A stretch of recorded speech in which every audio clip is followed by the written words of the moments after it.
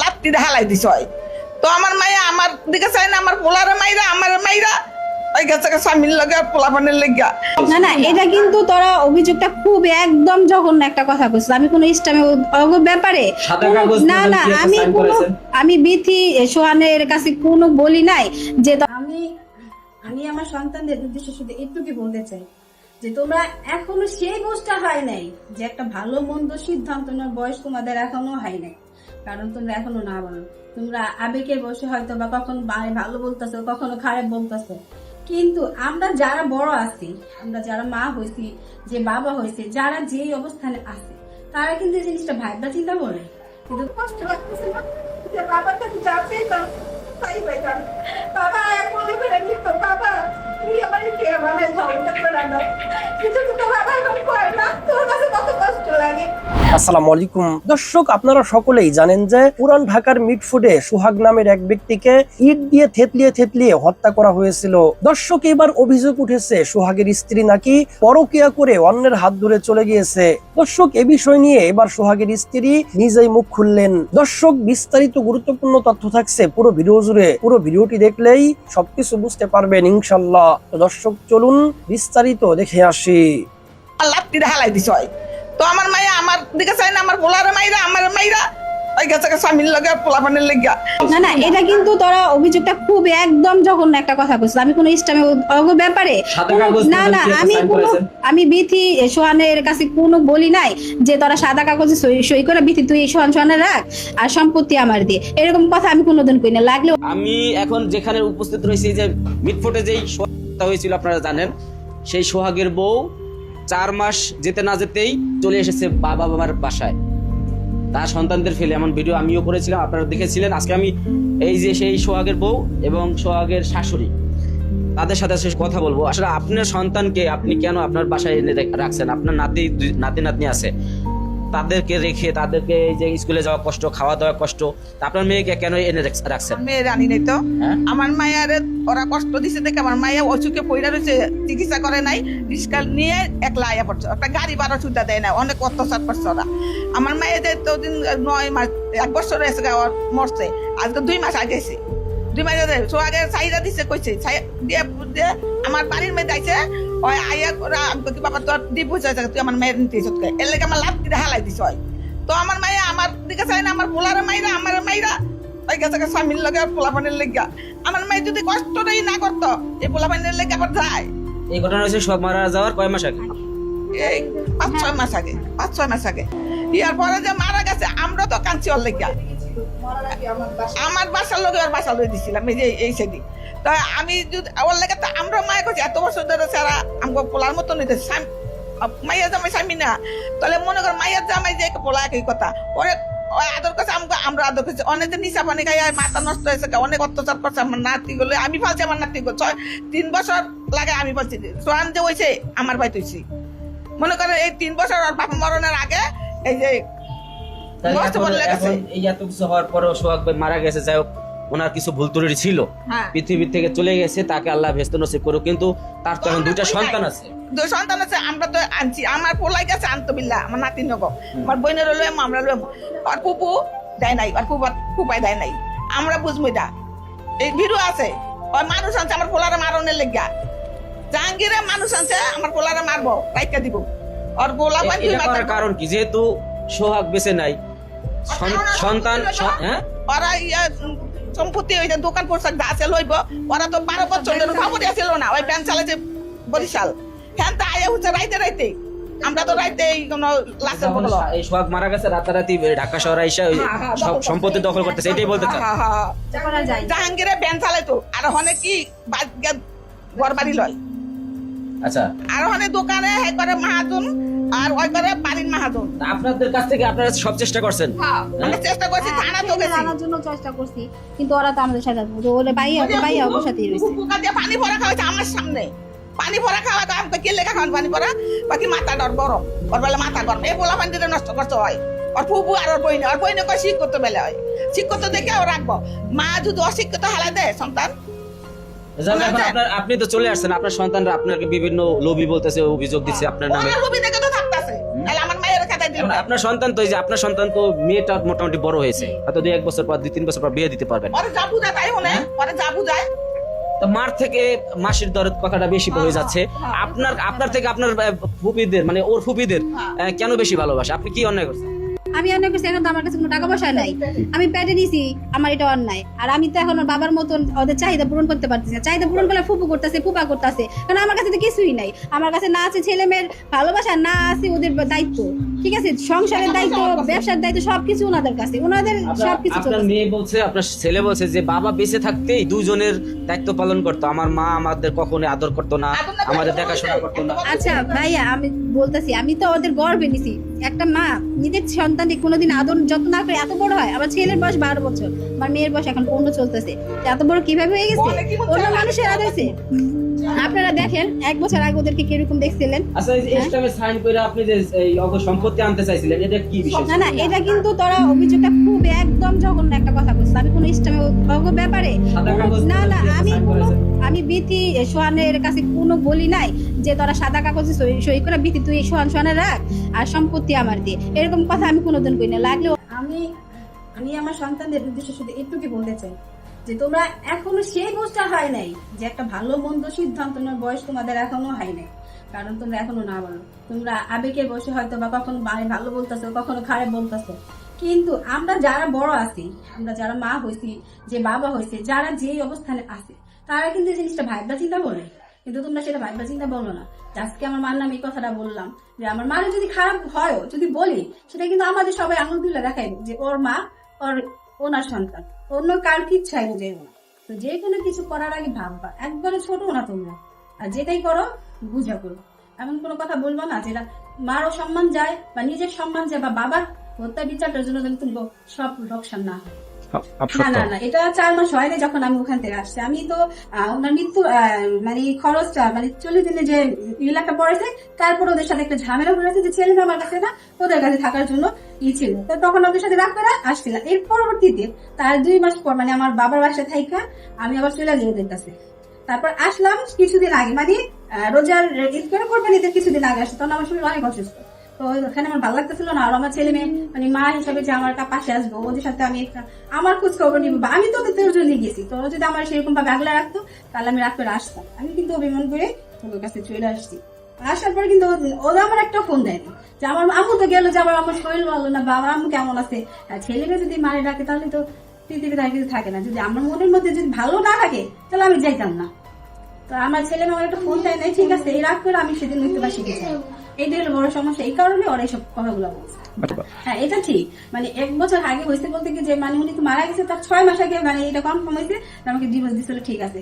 তারপরও ছেলে মেয়েদের উদ্দেশ্যে আমি গেছি, আমারও নিচ্ছে উনি, কারণ ওই ডিভোর্সটা উনি মানতো না। হ্যাঁ, রাগের মাথায় ডিভোর্সটা দিচ্ছে ঠিকই, আমিও সাইন করিনি। তার পরবর্তীতে উনি আমার বাসা থেকে নিয়ে গেছে ছেলে মেয়ের জন্য।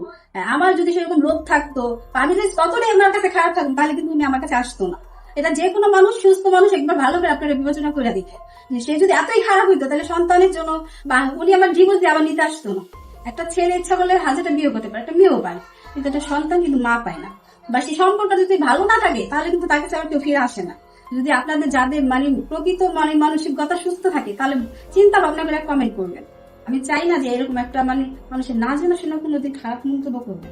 আপনার কাছে অনুরোধ, এখন তোরা বললে যে সব কোনো কথা উঠায় নাই, কিন্তু মিডিয়ার মানুষ অফলাইন ওরা বলছে, এটা ওনারা তুলে ধরছে। আচ্ছা যাই হোক, যেহেতু এটা প্রকাশিক ভাবে আসছে সামনে, তাহলে সেই জন্য আমি বলি এটা একদম সম্পূর্ণ ভুল কথা।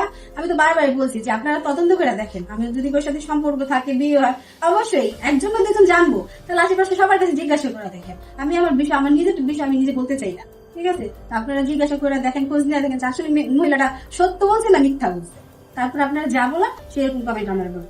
মিরাজে কে বা কিরকম দেখতে হয় আসলে কিন্তু সব আসামি আমি চিনি না, কারণ ওই যে শোনা যারা যেভাবে নাম জানে সেরকম কিন্তু আমি আসামিকে জানি, কিন্তু ওই সব আসামির সাথে আমার কখনো কথাও হয় নাই। আর এই পর্যন্ত যে বলছে আমি আসামির সাথে কথা বলি বা কিছু, যদি আমার বিষয়ে কোনো প্রমাণ থাকে অবশ্যই তাহলে আইনের সামনে যে আমি দাঁড়াবো, বা যদি প্রমাণ থাকে আমার মিডিয়ার কাছে দাঁড় করা, কিন্তু না জানা শুনে তুমি মানুষ বলছি এসব কোনো কমেন্ট করবেন না। আমি কোনো আসামির চিনিও না, আর যে মুখে মুখে যারা বলে এরকম ভাবেই আমি বলছি যে এইটা সেই সেটা, কারণ ক্যামেরার মধ্যে যেরকম যাকে দেখা গেছে ফোকাসে যে আমার হাজবেন্ডের টাইমে নিয়ে যাওয়া, এটা তো বিশ্বের সবাই দেখছে, তো তাদের নামও তো উল্লেখ হয়েছে এই জায়গায় কিভাবে কি, ওই ক্ষেত্রেও আমি কয়েকজনের চিনি, কিন্তু তাদের সাথে তো আমার কোনো উঠা বসা নাই, বা আমি ওদের সাথে কখনো কথাও বলিনি এই পর্যন্ত কোনোদিনই। কষ্ট লাগতেছে না যে বাবার কাছে যাচ্ছে তো তাই বেকার বাবা এক মনে করে নিত বাবা তুই আমার কে মানে ঝগড়া করে না কিন্তু তো বাবা এখন করে না, তোর কাছে কত কষ্ট লাগে, তুই যখন আবদার করিস মা আমার এটা বানায় দাও, আমি রাত্রে 2টা নেই 3টা নেই তখন তো বানায় যে আমার ছেলে মেয়েটা পছন্দ করে আমি খাই যে ওরা যদি ভালো থাকে। তারপরে তারা বুঝতেছিল তার কি একটা কাছে মা বলি আমি কি লোক তোর কাছে করতে গেছিলাম, তোর ছাড়া তো অনেক কিছু লোক করলি তারা কি লিখে অযথা মা। সোহাগ ভাই নিহত হওয়ার পরে তার স্ত্রী 2 সন্তান রেখে চলে গেছেন, এমনটাই কিন্তু আপনারা সামাজিক যোগাযোগ মাধ্যমে দেখতে পেয়েছেন। আপনারা এমনটাও বলেছেন যে এই খুনির সাথে জড়িত রয়েছে সোহাগের স্ত্রী, আপনি এমনটাও বলেছেন এ কেমন নিষ্ঠুর মা। আজকে আমরা সেই সোহাগের স্ত্রীর কাছে চলে আসলাম এবং 2 সন্তানের মায়ের কাছে চলে আসলাম। আচ্ছা, সাম্প্রতিক সময় আপনার ছেলে মেয়ে অভিযোগ করছে যে আপনার হাজবেন্ড মরে যাওয়ার 4 মাস পরে আপনি ছেলে সন্তানদেরকে রেখে মানে উদাও হয়ে গেছেন, এই বিষয়টা কতটুকু কি আর আপনি একটু ক্লিয়ার করবেন? আসলে ওরা যেভাবে জিনিসটা বলছে আসলে এরকম হয়নি ব্যাপারটা। আমি আমার হাজবেন্ড মারা যাওয়ার যখন মারা গেছে তখন আমি ওদের সাথেই তো মাটি দিতে বরগুনা চলে গেছি। এরপর যখন ওনার 40 দিনের খরচ হয় সেদিন আমাদের এই যে এইসব নিয়ে ছেলে মেয়ে একটা ঝামেলা আছে। আমি বলছি ওরা আমার সাথে থাকবো, আমি ওদের সাথে থাকবো, কিন্তু ওরা আমার সাথে তখন থাকবো না, একবার ইন টোটাল বলে দিচ্ছে আমি বিথি আপুর কাছে থাকবো বা খুব আপুর কাছে থাকবো। তখন এই কথা বলার কারণে আমি যে আমি মা আমার কাছে যেতে থাকবো না, কিসের জন্য থাকবো না, ওরা আমার পছন্দ করতেছে না। তারপরে এই নিয়ে ঝামেলার পর আমি সেদিন চলে আসছি ওই বাড়ি থেকে, ওখানে আরো লোকজন ছিল, কারণ আরো ওরা পঞ্চায়েত ডাকতে, বিশ্বাস না হলেও ওদেরকে জিজ্ঞাসা করে দেখে যেটা সত্য কিনা। তো এরপর আসার পর আমি কিছুদিন আমার বাপের বাড়িতে এখানে ছিলাম, থাকার পরে আমি অনেকদিন আর মানে ছেলে মেয়ে তো বোঝেনি, নিজের সন্তান সেটা তো আর আমি কোথা থেকে আনি নাই, বা ওরা আমার পেটে কি জন্ম হয় নাই, মা তো স্বামীর সাথে হয়তো বা ঝগড়া হয়েছে, যাই গেছি আসছি, এটা ফ্যামিলিতে সবারই হয় না। তো ওই বিষয়টা নিয়ে যে তোরা বললি মা ডিভোর্স হয় স্বামীর সাথে, ছেলে মেয়ের সাথে তো ডিভোর্স হয় না। আমি এই কারণে ছেলে মেয়ের কাছে ফিরে গেছিলাম যে থাক, ওদেরকে মানায় গুছাই নেই, দেখি ওদের সাথে থাকতে পারি কিনা। আমার তো কোনো ফার্নিচারের দরকার ছিল না, আমার ছেলে মেয়ে তো আমার কাছে বড় ফার্নিচার। হ্যাঁ, ওর বাবা চলে গেছে, এখন ওদের দেখার মতো তো আমি গার্জেন।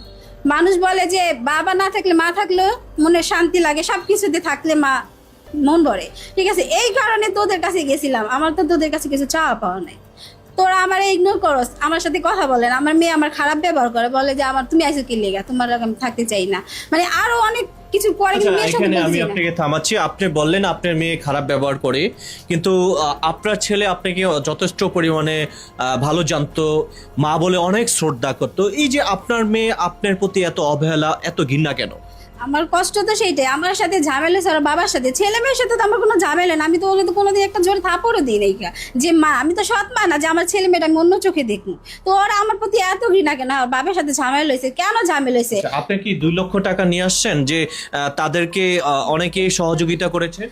অনেকে সহযোগিতা করছে, সেই টাকাটা বিথির বাবা নিজের হাতে ওর ছোট খালুর কাছে তুইলা দেয়, ঠিক আছে, জাহাঙ্গীর মিয়া।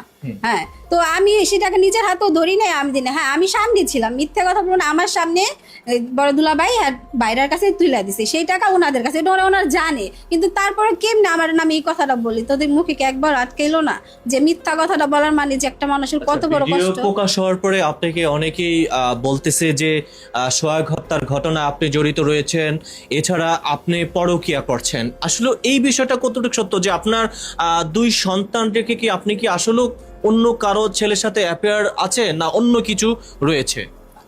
না, এরকম কথাবার্তা তো যেরকম ওর বাবা এখন বলতে হয়, ফ্যামিলির কথা না বললেও আপনারা বুঝতে পারবেন না। যখন ওর বাবা বেঁচে ছিল তখন আমার সংসার অনেক ঝামেলা করতো, শুধু অনেক কিছু উনি একটু নেশা পানি করতো, এগুলা খায় এসে মনে করতো, মানে আমার নামে খারাপ কথা বলতো। ওরা নিজেরা দেখছে যে আমার উপরে কতটা টর্চার করছে, ওরা তো একবারও ছোট না যে মা যে মারছে বা কি করে সেটা বুঝে না, ওরা নিজেরা দেখছে যে মার প্রতি কত টর্চার করছে, কিন্তু ছেলেমেয়েরা কোনোদিন কষ্ট দিই না, বুঝতে দিইনি। ওরা যদি বলে যে আমার মা, আমার যদি ওরা মূল্যায়ন করে যে আমার মা সবকিছু, আমার মা থাকবো, আমাদের আমি যদি ছেলে মেয়ের খবর রাখতে পারি, ছেলে মেয়ে কি খাইবো না খাইবো ওদের যত্ন করতে পারি, আমারই তো সবার উচিত না যে আমার কি আছে কি লাগবো না লাগবো, আপনারা সবাই আমার আমার খেয়াল রাখবেন না? কিন্তু তো আমি জায়গাটা পাইতাছি না। হ্যাঁ, আমি যে ছেলের জন্য কাজ করি, ছেলে কি খাইবো, ওনারা কি খাইবো, সবার জন্য শুধু রান্না বাড়া করি, কিন্তু আমার প্রতি যে একটা খেয়াল থাকা ওটা তো কেউ রাখে না। তাদের সময় নেই। কখনো বলে একজন টাকা পয়সা ম্যানেজ করতে পারতাছি না, কে বলতেছে কিছুদিন পরে, কেন সবাই সবকিছু আমারটা হয় না। আর উনি এখন যেটা অভিযোগ করছে যে আমার গর্ভের সন্তান আমাকে এই মুহূর্তে অস্বীকার করেছেন। আর এছাড়া উনি যেটা অভিযোগ করছেন যে আমি আমার ছেলে সন্তানদের কাছে কিভাবে থাকবো, উনি যে আসলে সোহাগের স্ত্রী তারা কিন্তু ভালো চোখেও আপনাকে দেখতো না।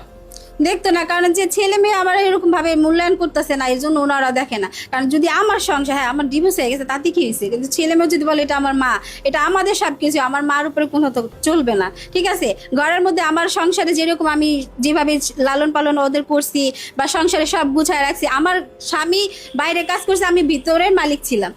এই মুহূর্তে আপনি কোনো বিয়েও করেন নাই? জি না, আমি আপনি কোনো ছেলের সাথে আপনার পরকীয় নাই? না, আমার কোনো পরকীয় নাই, আর আমি বিয়েও হয় না। মানে যা সামাজিক যোগাযোগ মাধ্যমে এগুলা মানুষ যা ছড়িয়েছে একেবারে মিথ্যা বানোয়ার। হ্যাঁ, অবশ্যই মিথ্যা। আপনারা যদি বিশ্বাস না হয়, এই যে এলাকায় আমাদের যারা আছে তাদেরকে যাই জিজ্ঞাসা করে যে আমি কোন ধরনের মেয়ে, আমি কোন ধরনের স্ত্রী, আর কেমন মা, তাহলে সবাই বলে দিতে পারবো। মিটফোর্ডে যে লোকজন আছে, যাদের যে ওনারা ব্যবসায়ী কিছু লোক, তারাও কিন্তু আমাদের চিনে, সোহাগের ওয়াইফ বলেও চিনে। আবার আপনার স্বামীর ব্যবসাটা এখন কারা দেখাশোনা করছে? এই যে বিথির আব্বু জাহাঙ্গীর ভাই, উনি দেখা করতেছে, আর পরিচালনা করতেছে বিথি আর বিথির মা, সবকিছু ওনাদের উপরেই চলতেছে। আচ্ছা, যদিও আপনার সোহাগ যখন বেঁচে ছিল আপনাকে ডিভোর্স দিয়েছে, তার মানে কি এখন সোহাগের যে সম্পত্তি রয়েছে আপনি তো আপনার সাথে তো ডিভোর্স হয়ে গেছে, তার মানে ওনার সয় সম্পত্তি এতে তো আপনার কোনো অধিকার নাই? না, আমি তো সয় সম্পত্তিও চাই না, আমি তো বলি না যে আমার নামে কিছু লেখা দেবো। আমি শুধু জাস্ট আমার ছেলে মেয়ে না সুন্দরভাবে একটা ফ্যামিলিতে যেভাবে থাকতে পারে ওইভাবেই থাকতে চাই। আমার ছেলে মেয়ে আমি থাকবো সুন্দরভাবে, আমরা মিলেমিশে থাকবো। আমার ছেলে মেয়ের কি লাগে, মা সেবা আমার যতটুকু করতে হবে আমি ওইটাই করবো। আচ্ছা, প্রিয় দর্শক, যারা যেখান থেকে এই মুহূর্তে ভিডিওটি দেখছেন, হয়তো বিষয়টা আপনারা ক্লিয়ার হতে পেরেছেন। আপনারা যারা সামাজিক যোগাযোগ মাধ্যমে বিভ্রান্ত ছড়িয়েছেন যে সোহাগ হত্যার ঘটনায় আসলে তার স্ত্রী জড়িত রয়েছে, অনেকে বলছেন তিনি পরকীয়া করছেন, বা অনেকে বলছেন তিনি বিয়ে করে সংসার করছেন 2 সন্তান রেখে। যখন সোহাগ চলে গেছেন 4 মাস পরে কিন্তু মা চলে আসে, এমন একটা বিষয় আপনারা দেখতে পেয়েছেন। অবশেষে কিন্তু সোহাগের স্ত্রী কিন্তু মুখ খুলেছে। সম্মানিত দর্শক শ্রোতা, আশা করি সম্পূর্ণ ভিডিওটি দেখেছেন এবং সবকিছু বুঝতে পেরেছেন। দর্শক, আজকের এই ভিডিও নিয়ে আপনাদের মন্তব্য কি? আপনাদের মূল্যবান মন্তব্য অবশ্যই কমেন্ট সেকশনে জানিয়ে দিবেন। ভিডিওটি ভালো লাগলে লাইক এবং শেয়ার করে দিয়েন। আর হ্যাঁ, নিত্য নতুন আপডেট ভিডিও পেতে চ্যানেলটি সাবস্ক্রাইব করতে ভুলবেন না। দেখা হবে নতুন ভিডিওতে, ততক্ষণ ভালো থাকুন, সুস্থ থাকুন, এই দোয়া রইল। আসসালামু আলাইকুম ওয়া রাহমাতুল্লাহ।